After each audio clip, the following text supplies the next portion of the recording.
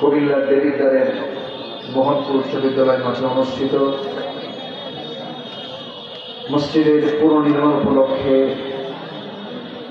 প্রাক্তন বর্তমান ছাত্রছাত্রী প্রবাসী এলাকাবাসীর উদ্যোগে আয়োজিত আজকের এই ঐতিহ্যবাহী দিনের বেলা অনুষ্ঠিত আজকের এই মহৎ আয়োজনের সম্মানিত সুযোগ্য সভাপতি জনাব কাজী আলমগীর হোসেন, আজকের মাহফিলের বরেণ্য অতিথিবৃন্দ, হাজরাত উলামায়ে কেরাম, ফদলায়ে ইজাম, বিশেষ করে আমার পূর্বে কথা বলেছেন মজলুম আলেম দ্বীন শাইখুল হাদিস মুফতি জসিমউদ্দিন রহমানী, কথা বলেছেন আমার অনুজ, আমার স্নেহধন্য হাফেজ মাওলানা মুফতি আমির হামজা হাফিজাহুল্লাহ। আমার পূর্বে ইসলামী সঙ্গীত গেয়ে আমাদের হৃদয়ে স্থান করে নিয়েছেন, হৃদয়ের খোরাক জড়িয়েছেন আমারও পছন্দের শিল্পী, বিশিষ্ট আইনজীবী, আমার ডান পাশে উপবিষ্ট অ্যাডভোকেট রুকনুজ্জামান হাফিজাহুল্লাহ। সামনে উপস্থিত সম্মানিত মেহমানবৃন্দ, অতিথিবৃন্দ এবং আড়ালে বসে আছেন সম্মানিত মা বোনেরা, আলোচনার সূচনায় আনুষ্ঠানিকতার মধ্য দিয়ে আমার পক্ষ থেকে আবারও দিল খোলা সালাম, আসসালামু আলাইকুম ওয়া রাহমাতুল্লাহি ওয়া বারাকাতুহু। ছোটবেলায় যখন ক্লাসে যেতাম, প্রথম ক্লাসটা খুব মজা পেতাম, সেকেন্ড ক্লাস একটু মজা কমতো, এরপর আরেকটু কমতো, শেষ ক্লাসে যখন স্যার যখন আসতেন মনে হতো যে স্যারটা বের হবে যখন, তো আমি উঠছি সেই শেষটায়, মানে সব ক্লাস তো শেষ, এখন শেষ ক্লাসটা শেষ হবে কখন? আমি বিরক্তির উদ্রেক আমি করতে চাই না, হতে চাই না, আমি খুব অল্প সময়ের মধ্যে শেষ করে দিতে চাচ্ছি। আমাকে সময় দেবেন তো একটু? আমরা একসঙ্গে আমরা দোয়া করে বিদায় নেব। জোরে বলি ইনশাআল্লাহ, আর জোরে বলি ইনশাআল্লাহ। সম্মানিত হাজিরিন, আমি তো এলেম কালামে শুনলাম, আমি তো জানি আমার এলেম কালামের দৌড় করতুন, আমি তো নগণ্য, অত্যন্ত ছোট্ট একজন আল্লাহর গোলাম, লা ইলমা লানা ইল্লা মা আল্লামতানা। কিন্তু মানুষ আমাকে ডাকে, আসি বসি। ছোটবেলায় আব্বার সঙ্গে যখন বাজারে যেতাম, আগে তো ডিজিটাল মাপ ছিল না, আগে ছিল যে বাটখারা দিয়ে মাপটা, নিচে থাকতো 5 কেজি, 3 কেজি, 2 কেজি, 1 কেজি, 500 গ্রাম, তারপরে 200 গ্রাম, 100 গ্রাম, 50 গ্রাম, 25 গ্রাম। কিন্তু 25 গ্রামটা থাকে সবার উপর, আমি হলাম সেই 25 গ্রাম। মানুষ উপরে রাখে, কিন্তু সেই উপরে থাকার যোগ্যতা আমার নেই। এসেছি হালকা কিছু কথা বলবো, শেষ ক্লাসে কিছু কথা আমি বলতে চাচ্ছি। আমাদের মূল লক্ষ্য হচ্ছে জাহান্নাম থেকে আমরা কেমনে বাঁচবো, জাহান্নাম থেকে আমরা কেমনে বাঁচবো। আমাদের সব কাজের মূল জায়গা কিন্তু এখানে, সেটা হলো জাহান্নাম থেকে কেমনে বাঁচা যায়। কারণ আমার সামনে দুটো পথ খোলা আছে, আমি মরে যাচ্ছি, যে আমার ভাই রুকনুজ্জামান ভাই মনে হচ্ছিল যে আজকে আমি আমার আলোচনার সময় বাদ দিয়ে উনি নিজে গান গাইলে আমি মনে হয় বেশি তৃপ্তিবোধ হতো আমার কাছে। এত সুন্দর করে উনি গান গাচ্ছিলেন, এক একটা কবির কবিতা, এক একটা ওয়াজ। আলহামদুলিল্লাহ বলবেন না? একটা মানুষের পরিবর্তনের জন্য একটা শিল্পীর, একটা কবির একটা লাইনই যথেষ্ট। বলি আলহামদুলিল্লাহ। সম্মানিত ভাইরা, তো আমি যে পয়েন্টে আমি কথা বলতে চাচ্ছি, খুব অল্প সময়, একটু মনোযোগ দিয়ে আমরা কথাগুলো শুনবো। জাহান্নাম থেকে আমি বাঁচবো কেমনে, এটাই হচ্ছে সবচেয়ে বড় চ্যালেঞ্জ। আল্লাহ পাক বলছেন জাহান্নাম থেকে আমি তোমাকে বাঁচাবো, কিন্তু তোমাকে আমার কিছু হুকুম তোমাকে ফলো করতে হবে। সেটা হচ্ছে হারামকে বর্জন করা, হালালকে গ্রহণ করা। বলুন তো, হারামকে বর্জন করা, হালালকে গ্রহণ করা। এই বিষয়টা কিন্তু সবচাইতে গুরুত্বপূর্ণ একটা মানব জীবনের গুরুত্বপূর্ণ একটা দিক। আগে তাগুতের কাফের হতে হবে। আল্লাহ পাক আগে কাফের হতে বলেছেন, এরপর মুমিন হতে বলেছেন। কিসের কাফের হও? তাগুতের কাফের হও। তাগুতকে তুমি প্রত্যাখ্যান করো, যেটি ইসলামের পরিপন্থী যে পথ, যে পন্থা, সেই পন্থাগুলোকে আগে তুমি অস্বীকার করো, এরপরে তুমি ঈমান আনো। এই জন্য হালাল হারামের বিধান কোন কিতাব বলেন? কোন কিতাব বলেন? এর মধ্যে হালালের কথাও আছে, হারামের কথাও আছে। হালালের তালিকাও আছে, হারামের তালিকাও আছে। এই তালিকাটা যদি আমরা মাথায় নিয়ে চলি তাহলে জান্নাত পেতে খুব কষ্ট হবে না। সূত্র বুঝতে হবে, অঙ্ক মিলাতে গেলে সূত্র আগে জানতে হবে। আমাকে যেমন করি হোক জান্নাত পেতেই হবে। জান্নাত প্রাপ্তি আমার হচ্ছে মূল লক্ষ্য।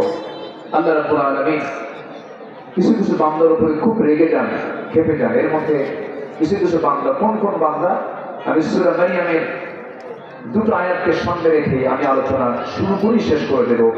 খুব অল্প সময় একটু মনোযোগ দিয়ে শোনার চেষ্টা করব।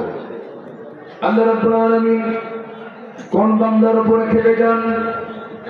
আল্লাহ রাব্বুল আলামিন বলেন, ফাখালাফা মিন বা'দিহিম খালফুন আদাউস সালাতা ওয়াত্তাবাউশ শাহাওয়াত ফাসাউফা ইয়ালকাউনা গায়্যা ইল্লা মান তাবা ওয়া আমানা ওয়া আমিলা সালিহান ফাউলাইকা ইয়াদখুলুনাল জান্নাহ ولا يظلمون شيئا জোরে বলুন আল্লাহু আকবার।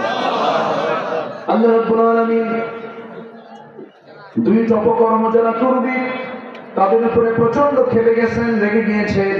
এই আয়াতটা প্রমাণ করে সূরা মারইয়ামের 59 নম্বর আয়াতে আল্লাহ রাব্বুল আলামিন বলেন, যে সমস্ত বান্দাগুলো ইচ্ছা করে যারা নামাজ নষ্ট করবে, নামাজকে ছেড়ে দেবে এবং নফসের দাসত্ব করবে, হালাল হারাম বাঁচবে না, এই সমস্ত বান্দাকে আল্লাহ রাব্বুল আলামিন নিজে বলছেন অবশ্যই তাকে আমি শুধু জাহান্নাম নয়, জাহান্নামের গর্তের মধ্যে আমি তাকে ঢুকাইয়া ছাড়বো। নাউযুবিল্লাহ। কয়টা অপকর্ম বলেন? দুইটা অপকর্ম। নাম্বার 1 হলো নামাজ ছেড়ে দেওয়া, নামাজকে নষ্ট করে ফেলা। 20 কোটি মুসলমানের দেশ বাংলাদেশ। এই দেশের সবচেয়ে বেশি অপকর্ম যেটা হয়, সবচেয়ে বড় অপরাধ আল্লাহর কাছে যে বান্দাগুলো করে থাকে, আমার তো মনে হয় 20 কোটি মানুষের ভিতরে শতকরা হিসাব করি মাত্র 5% মুসলমান বাংলাদেশে নামাজ পড়ে। কয় পার্সেন্ট বলেন?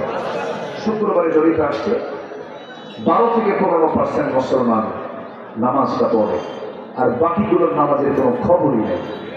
আপনি কেমনি কি করবেন? কোন জাতি নেই আপনি আপনার মঞ্জিলে মকসুদে পৌঁছবেন? আমার তো মূল জায়গায় ঠিক নাই। আসসালাতু ইমাদুদ্দিন, দ্বীনের স্তম্ভ হচ্ছে নামাজ। এমন মুসলমান আমরা মাত্র 5% মুসলমানের দেশে নামাজি। কেন? কি জন্য? 54 বছর ধরে এই দেশ যারা শাসন করেছেন তারা কি অমুসলিম না মুসলিম? আজকে অমুসলিম না মুসলিম? মুসলিম। তারা মুসলিম, তাদের ধর্মের নাম ইসলাম, কিন্তু জাতিকে জাহান্নাম থেকে বাঁচানোর জন্য যে চেষ্টা করা দরকার সেই চেষ্টা আমার দেশের নেতৃত্বে ছিল না। যদি এই চেষ্টা থাকতো, এই 53-54 বছরে এই শতকরা হিসাবটা উল্টে যেত। নামাজি হতো 95%, বেনামাজি হতে হলো 5%। সম্মানিত ভাইরা, সবচেয়ে বড় বন্ধু তো সেই যে বন্ধু আমাকে জাহান্নাম থেকে বাঁচার দাওয়াত দেবে, জাহান্নাম থেকে বাঁচার দাওয়াত দেবে, সেই হচ্ছে আমার সবচেয়ে বড় বন্ধু। এই পৃথিবীতে আপনজন বলতে কিন্তু কেউ নাই। আপনি যে যেটাই বলুন না কেন, বউ না, ছেলে না, মা না, বাবা না, পৃথিবীর আপনজন বলতে কেউ নাই। আমার আপনজনটা একজনই আছেন, তিনি আমার কে? আসতে বলবেন না, তিনি আমার কে? তবে হ্যাঁ, দুনিয়ার জিন্দেগিতে আল্লাহ রাব্বুল আলামিন বলছেন তোমরা 3 জনকে বন্ধু বানাবে, তোমরা ঠকবে না, তোমরা বিজয়ী হয়ে যাবে। মহান রাব্বুল আলামিন বলেন, ইন্নামা ওয়ালিয়ুকুমুল্লাহু ওয়া রাসূলুহু والذين آمنوا الذين يقيمون الصلاة ويؤتون الزكاة وهم راكعون জোরে বলুন আল্লাহু আকবার। তোমাদের বন্ধু হলো 3 জন। নাম্বার 1 হলো, 1 নম্বর হচ্ছে আল্লাহ রাব্বুল আলামিন, নাম্বার 2 হলেন তোমাদের প্রিয় রাসূল মুহাম্মদ সাল্লাল্লাহু আলাইহি ওয়াসাল্লাম। নাম্বার 3 হলো তোমাদের ভিতরে যারা ইমানদার, তোমাদের বন্ধু বান্ধবের মধ্যে যারা ইমানদার, কোন ইমানদার যারা নামাজ কায়েম করবে, যাকাত আদায় করবে, রুকু করে সুবিধার রুকু করবে, তারা হচ্ছে তোমাদের বন্ধু। বেনামাজি কোনদিন আমার অন্তরঙ্গ বন্ধু হতে পারে? আসতে বলবে না, পারে। বন্ধু তো আমি তার সঙ্গে গড়ে তুলবো যে বন্ধু আমার আখিরাতের উপকারে আসবে। কারণ এই দুনিয়াতে যার সঙ্গে তার মহব্বত থাকবে, সেদিন তার সঙ্গে তার হাসর নাসর হবে। খুব সাবধান। নেতৃত্ব মানতেও চিন্তা করতে হবে, বন্ধুত্ব তৈরি করতেও চিন্তা করতে হবে। এই দুনিয়া পার হয়ে যাবে, কিন্তু আখিরাতের শুরু হবে, কিন্তু আখিরাত কোনদিন শেষ হবে। অতএব আমরা টার্গেট করব দুনিয়াকে সামনে রেখে না আখিরাতকে সামনে রেখে, দুনিয়াকে সামনে রেখে না আখিরাতকে সামনে রেখে, আখিরাতকে সামনে রেখে। সম্মানিত ভাইরা, সম্মানিত বন্ধুগণ, বুকটা ফেটে যায়। 90% অধ্যুষিত মুসলিম জনপদে আজ পর্যন্ত কত আইন পাস হয়েছে। জাহান্নাম থেকে বাঁচানোর জন্য যে নামাজ একটি গুরুত্বপূর্ণ ইবাদত, আজ পর্যন্ত কেউ নামাজ আইন আকারে পাস করতে পারে নাই। আমরা সব দেখে শেষ করেছি। আমরা 25 বছর দেখেছি, 16 বছর দেখেছি, 9 বছর দেখেছি, এখনো দেখছি। আগামীর দেশ আমরা দেখতে চাই, সব দেখে শেষ। আগামীর দেশ হচ্ছে কোরআনের দেশ, ইসলামের দেশ। রাজি আছেন কারা কারা? হাত উঁচু করে দেখেন মুসলমান।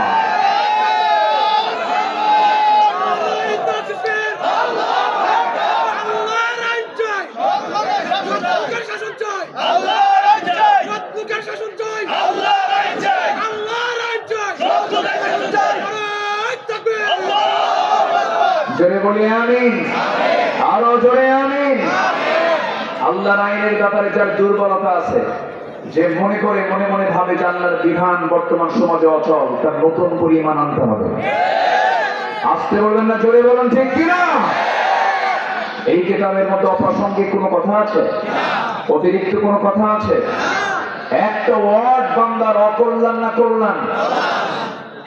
সেদিন রকুনুজ্জামান ভাই, আমি একটা রিসার্চে খুঁজে পেলাম, মশার একটা উদাহরণ আল্লাহ পাক কোরআনে দিয়েছেন। মশা শব্দ আছে না? নেই?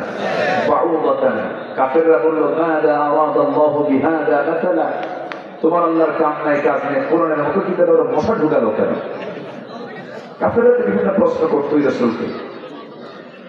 আজকে প্রযুক্তির কল্যাণে দেখুন মশাকে আল্লাহ পাক কেন উপস্থাপন করেছেন, উদাহরণ দিতে নেই, মেসাল কেন দিয়েছেন।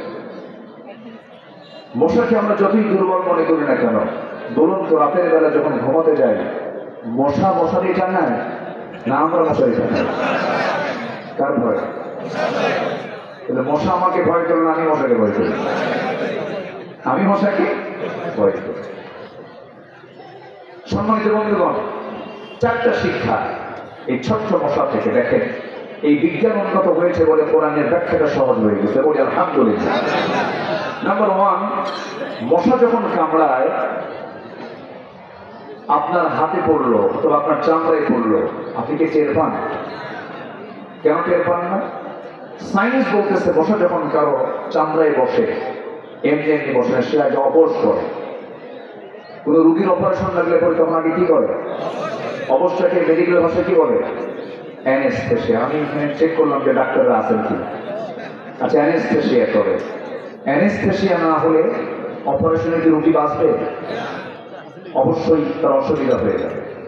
তো অ্যানেস্থেসিয়া, এই মশাটা আল্লাহ পাক ছোট্ট মশা বানালো। আল্লাহ পাক তার মধ্যে এমন একটা সিস্টেম দিয়েছেন, কোনো অস্ত্রপাতি লাগে না, কিচ্ছু লাগে না। ওই মশার যে ভুলটা ফুটায় তার আগে আল্লাহ পাক একটা বিশেষ মেডিসিন দিয়েছেন, এটাকে চতুর্দিকে ছড়ায় দেয়। ওইটুকু অংশ অবশ হয়ে যায়। মশাটা একটু সদ্য দুষ্ট টের পাবে না, এখন খাওয়া শুরু করল। খাইলো, যদি পরিমাণ মতো খায় সমস্যা নেই, কিন্তু কিছু মশা আছে বেহুশের মতো খায়, আছে না?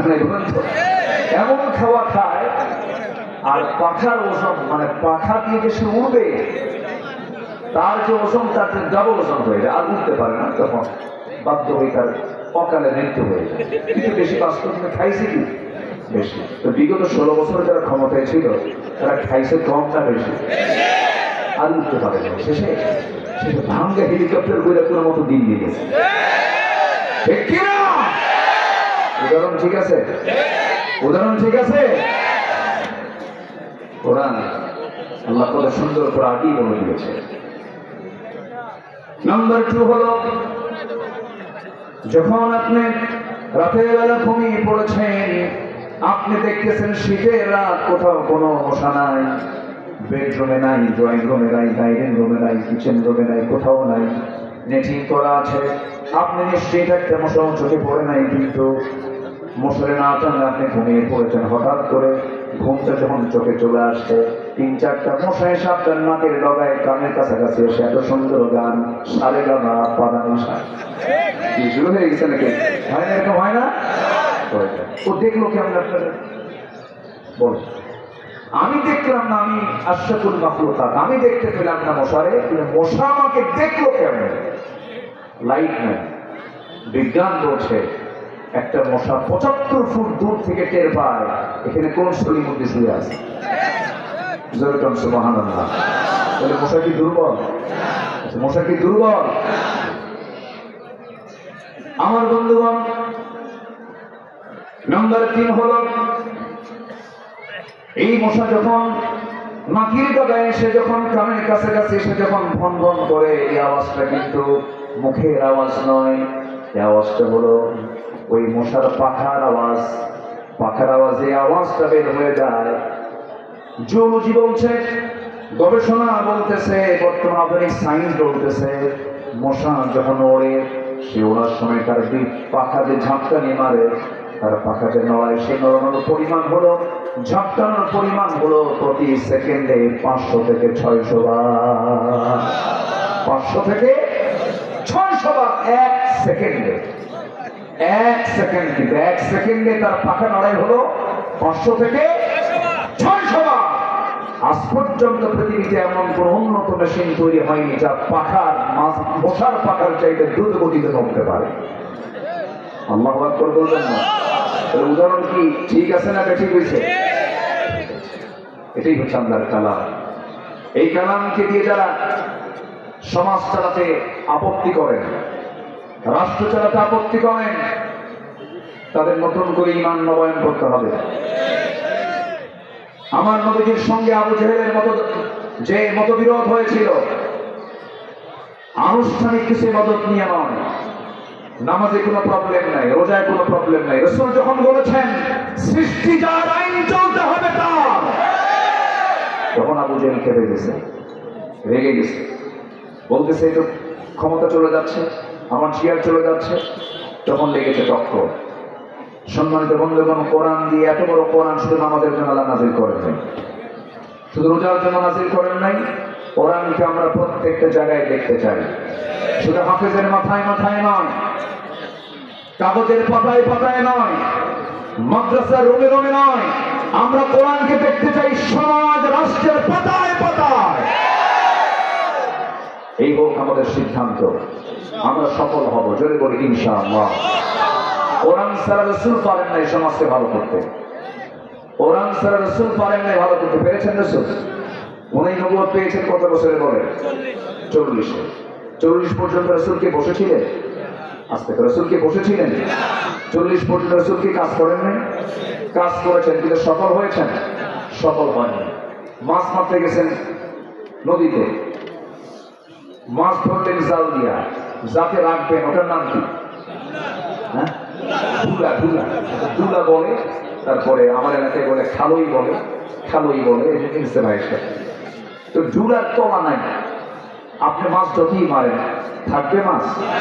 রাসূল 40 বছর পর্যন্ত চেষ্টা করেছেন, হালফুল ফুজুল গঠন করেছেন। বিশ্বনবীর মতো মানুষ বিশ্বনয়ের চরিত্র নিয়ে তিনি সমাজকে ভালো করতে পারেন নাই। যখন তলা এসেছে, কোরআন এসেছে, রাসূল যে কাজই করেছেন সেই কাজই সফলতা এসেছে। সেই কোরআন আজও আছে না নাই? আসতে বলবেন না আছে না নাই? এই কোরআনকে আমরা কাজে লাগাবো, এক জায়গায় না সব জায়গায়, এক জায়গায় না সব জায়গায়। নামাজ কি বাদ দেওয়া যাবে? নামাজ হবে কয় ওয়াক্ত? জাহান্নামে যাওয়ার 1 নম্বর কারণ কি? এই জাতি রকম ভাই, এই জাতি নামাজ তো পড়ি না, এত যে বিড়ি খায়। বুঝলেন? মাহফিলে যখন আসি তখন অনেক মেলা টেলা বসে, এদিক সেদিক তাকায় দেখি এত বিড়ির ধোঁয়া, বিড়ির ধোঁয়ায় মশা পর্যন্ত বিরক্ত হয়ে কয় এত বিড়ি মানুষ খায়, মশাও খায়।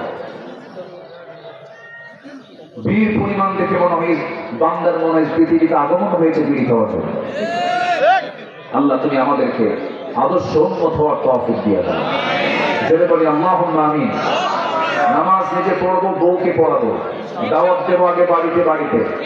যুবকরা তোমরা তোমাদের গ্রামকে ঠিক করো, যুবকরা তোমাদের গ্রামের ভিতরে বেহায়াপনা বন্ধ করো। তোমার হাতে সামনের নেতৃত্ব আসতেছে, তোমার গ্রামের কোন ঘর থেকে কোন মহিলা বোরকা ছাড়া বের হয় তাদের বাড়িতে গিয়ে বলো আমরা যুবক, আমাদের যৌবন আছে, পর্দার খেলাফ হয়, বোরকা ছাড়া এই গ্রামের কোন মহিলা বেরোতে পারবে না। তোমার গ্রামের মাতব্বর নামাজ পড়ে না, তাকে সুন্দর করে বুঝা আপনি মাতব্বরি করেন, আমরা আপনার মাতব্বরি মানবো, দয়া করে বিড়ি ছেড়ে দিয়ে নামাজটা পড়বেন।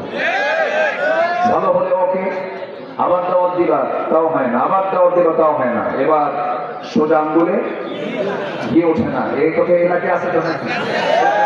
চাচা নেতৃত্ব আপনার মানবো ততক্ষণ, আপনি আল্লাহর হুকুম মানবেন ততক্ষণ। নামাজ পড়বেন না, আপনার মাতব্বর আমরা ছোটাইয়া দেব। মসজিদের কমিটিতে যারা আছে যদি এখানে সুদ খায় ঘুষ খায় বলবেন এগুলো বাদ দাও, নামাজ পড়ো। মসজিদের কমিটি থাকতে হলে এগুলো বাদ দিতে হবে, যদি না বাদ দেয় ঘাট ধাক্কা দিয়ে বের করে দিবেন। সবগুলোকে ঠেলে সাজানোর দায়িত্ব আমাদের আছে না নাই? আসতে বলবেন না, আছে না নাই? বাচ্চা যদি ওষুধ না খেতে চায় মা কি করে? বলে বাবা খা, সুন্দর করে বুঝায়। আবার বলে বাবা খা, তাও হচ্ছে না, বাবা খা, এদিকে 104 ডিগ্রি জ্বর, মরা মরা ভাব, তখন কি করে জানেন? 2 হাত আর 2 পা শক্ত করে বেরিয়ে মুখের মধ্যে নখ খা। এর লক্ষ্য কি? মার লক্ষ্য কি? অসুস্থ বানানো, সুস্থ করা। আমাদের যারা রোগী যারা যে প্রয়োজনে জোর করে সুস্থ করতে হয়, আমাদের সেই চেষ্টা চালায় যেতে হবে মুসলমান। আমরা এই কাজগুলো করবো, জোরে বলি ইনশাআল্লাহ। সবাইকে জাহান্নাম থেকে বাঁচতে রাজি আছেন ইনশাআল্লাহ? 5 ওয়াক্ত নামাজ পড়বেন, কারাগারে হাত তুলে দেখেন, জোরে বলি আল্লাহ, আরো জোরে বলি আল্লাহ। আমাদেরকে 5 ওয়াক্ত সালাত আদায় করার তৌফিক তুমি আল্লাহ দিয়ে দাও। জোরে বলি আমিন, আরো জোরে আমিন, আরো জোরে আমিন। যুবকরা এখানে হাসনাত আব্দুল্লাহ আমাদের সঙ্গে দেখা করে গেছে, বৈষম্য বিরোধী ছাত্র আমরা অন্যতম নেতা আসছিল। আমি তাকেও বলেছি, যুবকরা তোমাদের যৌবন নষ্ট করার জন্য পশ্চিমার পাগল তোমার হাতে নারীকে অ্যাভেলেবেল করে দিয়েছে, চরিত্র নষ্ট করার জন্য তোমার সামনে সুন্দরী রূপবতী পর্দাহীনা নারী তোমার সামনে ঝুলিয়ে রেখেছে। এই জায়গায় ঈমানকে সংরক্ষণ করার দরকার আছে না নাই? কিছু কিছু যুবক আছে এটিমের মতো গার্লস স্কুলের সামনে যে সিটে পড়ে থাকে, এগুলো টাইম লস। ফুচকা খাওয়ার টাইম নাই তোমার, ফুচকা খাইও না, চুরি ফিটা যা কিনে দিল সব লস প্রজেক্ট। এগুলো সব দিবা বিয়ার পর, সব দিবা কিসের পরে? অন্যের বউ না নিজের বউ? খেয়াল করতে হবে। সুন্দর চরিত্র করো, আখিরাতের জন্য প্রস্তুতি নিয়ে নাও। সময় হাতে খুবই কম, আজান দেবে, আমিও সময় খুব একটা বেশি পাচ্ছি না। আমি এসেছি বলতো মাসুদ পারভেজ সোহাগ ভাই কোথায়? একটা ভাগ্যবান যুবক, এটা তার দিন সর্বক্ষণ ইসলামের জন্য কাঁদে। আলহামদুলিল্লাহ, আজ থেকে 12 বছর হবে, 12 বছর 10-12 বছর আগে আমি সিঙ্গাপুর গিয়েছিলাম। অনেক ঝুঁকি নিয়ে সেখানে উনি প্রবাসীদের উদ্যোগে মাহফিলের ডাক দিয়েছেন। একটা হৃদয়ের সম্পর্ক, আলিমুল আমাদের সঙ্গে তার হৃদয়ের একটা সম্পর্ক আছে। এই মাসুদ পারভেজ সোহাগ ভাইয়ের নেতৃত্বে মসজিদের একটা পুনর্নির্মাণ কাজ শুরু হবে সামনে। সবাই দোয়া করবেন না ইনশাআল্লাহ? সবাইকে দোয়া করবেন। এই মাহফিল শুরু হলো, এই মাহফিলকে তুমি আল্লাহ কিয়ামত পর্যন্ত কবুল করো, এই আশাবাদ কামনা করে আমি আমার ভাঙ্গা চূড়া কিছু কথা, শেষের দিকের কিছু কথা আর না বাড়িয়ে এখানে শেষ করছি। যে যেখানে আছেন, আজান হয়তো 8-10 মিনিটের মধ্যে আজান পড়ে যাবে। আমরা ছোট্ট একটা দোয়ার মধ্য দিয়ে একটা সুন্দর পরিবেশ, আযান শুরু হয়ে গেলে তখন আমরা দোয়ার পরিবেশ পাবো না। দোয়া করে আমরা শেষ করছি, সুবহানাকা আল্লাহুম্মা ওয়া বিহামদিকা আশহাদু আন লা ইলাহা ইল্লা আনতা আস্তাগফিরুকা ওয়া আতুবু ইলাইক। আমরা দোয়া, জি দোয়া, আল্লাহুম্মা আমিন। ربنا ظلمنا أنفسنا وإن لم تغفر لنا وترحمنا لنكونن من الخاسرين। মিষ্টিকের গধূলি বেলা, সন্ধ্যা পূর্ব সময়ে, জুমার দিন, দোয়া কবুলের মুহূর্তে দুটো হাত বিক্ষোভের মতো থেকে আছি আল্লাহ। গুনার দিকে নজর দিও না, বান্দা মনে করে তামাম জিন্দেগীর সমস্ত গুনাহগুলোকে মেহেরবানি করে মাফ করে দাও। জনম দুঃখিনী মা, জনম দুঃখী বাপ যারা চলে গেলেন, জিন্দেগীর গুনাহগুলো মাফ করে দাও, কবরগুলোকে জান্নাতের টুকরা বানায়া দাও। আব্বা আম্মার জন্য কি দোয়া তাও শিখিয়ে দিয়ে সাজ দিয়ে আমার সঙ্গে ঠোঁট মিলিয়ে বলুন, রব্বিরহামহুমা কামা রব্বায়ানি সগীরা, রব্বিরহামহুমা কামা ربياني صغيرا رب ارحمهما كما ربياني صغيرا। বিশেষ করে মাহফিল যারা আয়োজন করলেন, যারা শোনার জন্য কষ্ট করে আসলেন, যারা বিনিময়ে কিয়ামতের কঠিন ময়দান যেদিন কেউ কাউকে চিনবে না, সেই কঠিন মুসিবতের দিনে মাহফিল সবার জন্য নাজাতের মাধ্যম তুমি আল্লাহ বানাইয়া দিও। মসজিদ পাড়ের সোহাগ ভাই, ভাগ্যবান যুবকের নাম তুমি যারা খেদমতকে কবুল করো। আল্লাহ তাআলা মসজিদের সম্পূর্ণ কাজ সুন্দরভাবে সুষ্ঠুভাবে পূরণ করার তৌফিক তুমি আল্লাহ তাআলাকে দিয়ে দাও। প্রবাসী জীবনকে, প্রবাস জীবনকে সুখময় করে দাও, বরকতময় করে দাও, বুঝিতে বরকত দিয়ে দাও। মোহনপুরের এই গ্রামের প্রত্যেকটা ঘরকে ইসলামের দুর্গ বানাইয়া দাও।